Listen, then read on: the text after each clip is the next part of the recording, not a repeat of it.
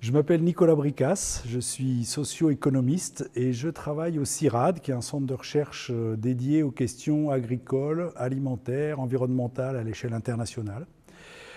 Moi, je travaille sur les systèmes alimentaires durables et je suis le titulaire de la chaire UNESCO Alimentation du Monde. C'est une chaire qui vise à former des cadres sur les questions de systèmes alimentaires durables, à coordonner des programmes de recherche, et on travaille nous en particulier sur les systèmes alimentaires urbains durables, et puis à organiser du dialogue sciences-société sur ces sujets.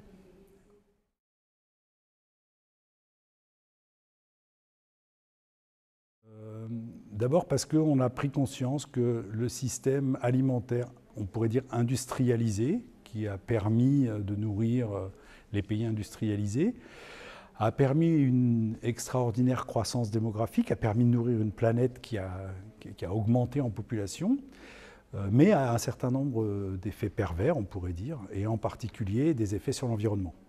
C'est un système qui tend à épuiser les ressources non renouvelables, le pétrole, le phosphore, les minéraux d'une façon générale, qui a tendance aussi à polluer et à saturer les milieux et donc contribue significativement aux émissions de gaz à effet de serre, et puis érode la biodiversité. Donc on se rend compte que ce système est au niveau environnemental pas généralisable à l'ensemble de la planète, parce que basé en fait sur une exploitation de ressources non renouvelables, une saturation des milieux et une érosion de la biodiversité. Ça, c'est le premier problème. Deuxième problème, c'est nutritionnel. Aujourd'hui, on surproduit sur la planète, on produit à peu près un tiers de plus que ce dont on a besoin pour se nourrir. Ça veut dire que notre alimentation n'est pas chère par rapport à son coût général. Et ça veut dire que du coup, on a une tendance à surconsommer.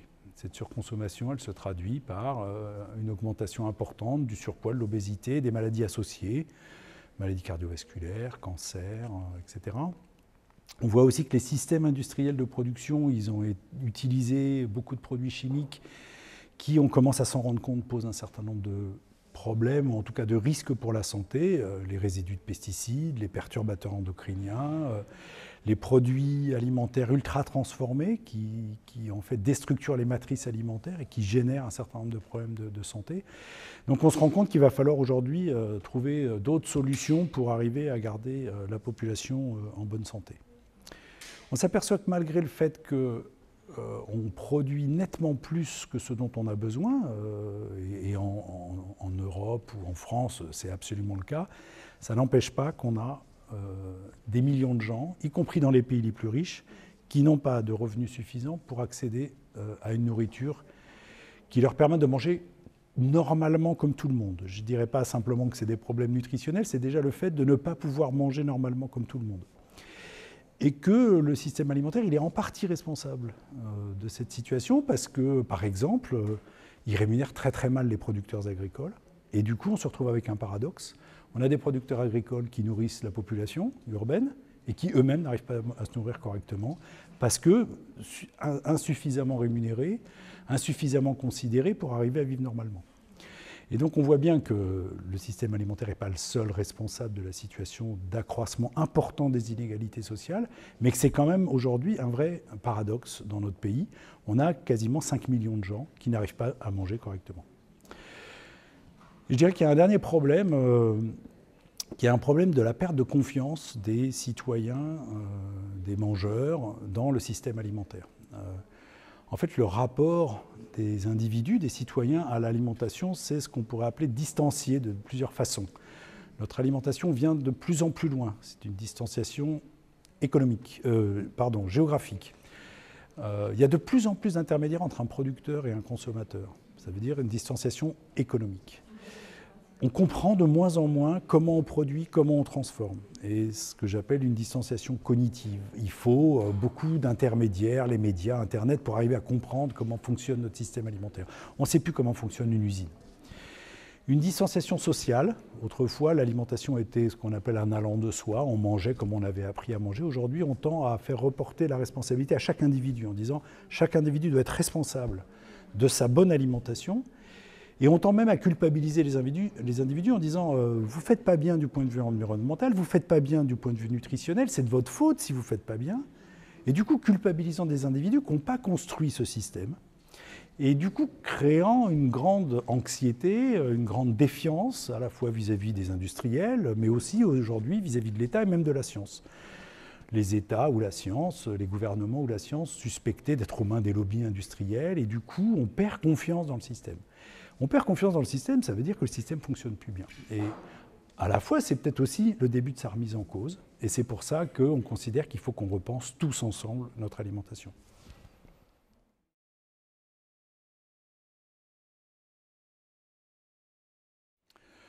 Les citoyens ont des choses à faire. Les citoyens peuvent expérimenter d'autres façons de se nourrir, d'autres façons de produire, d'autres façons d'échanger. Et on le voit, se multiplient partout des nouvelles façons de produire. C'est par exemple l'agroécologie ou l'agriculture biologique. D'autres façons de transformer, c'est retrouver l'intérêt de la transformation moins sophistiqué, à plus petite échelle, plus proche de chez soi, l'intérêt des circuits courts, l'intérêt de l'alimentation locale. Donc on voit bien que les citoyens sont en train d'essayer d'expérimenter des façons alternatives de reconstruire un système alimentaire. En même temps, ce n'est pas uniquement les citoyens qui régleront la gravité du problème. Et il faut que à la fois les industriels qui font la transformation, la distribution, mais aussi les États prennent la responsabilité de reconstruire des politiques. On a besoin de politiques alimentaires, on a besoin d'une régulation par l'État, parce que ça ne suffira pas que simplement la bonne volonté des citoyens qui n'ont pas tant de moyens que ça. Il leur faut du temps, il leur faut de l'argent, il leur faut de l'espace pour arriver à expérimenter, ce n'est pas donné à tout le monde. Et puis, la gravité des problèmes fait que ce n'est pas simplement parce qu'on va un peu moins gaspiller chez soi, qu'on va cultiver quelques légumes ou qu'on va les acheter à un producteur, qu'on règle le problème agricole ou qu'on règle le problème alimentaire. Aujourd'hui, ces systèmes-là, ils fonctionnent avec de très grandes subventions. La politique agricole commune, c'est quand même des millions et des millions d'euros qui sont déversés sur le système agricole pour essayer de tenir encore un peu. Et donc il faut aussi que cet argent-là, ce soutien-là, serve à une reconversion, à une transition du système. Et donc il faut à la fois une mobilisation citoyenne, il faut à la fois aussi une mobilisation politique. Aujourd'hui, il y a un certain nombre d'acteurs qui sont intéressants, qui sont en train d'essayer d'expérimenter ça. C'est à une échelle décentralisée, c'est le cas des collectivités territoriales, que ce soit les villes, que ce soit les agglomérations, que ce soit les communautés de communes ou que ce soit les régions. En fait, plus proches des citoyens, plus sensibles, avec plus de consommateurs en fait, qui ont un certain poids sur ces politiques, eh bien, essayer de construire des politiques alimentaires territoriales, des politiques alimentaires urbaines. Et on a comme ça de plus en plus dans le monde et en France aussi de villes qui se mettent à mener des politiques alimentaires et souvent plus ambitieuses du point de vue environnemental ou social que les politiques nationales qui sont aussi coincées avec peu finalement de marge de manœuvre. Et donc là, il y a un nouvel acteur qui est arrivé, que sont ces collectivités territoriales, qui peut être un acteur de changement intéressant dans le système alimentaire.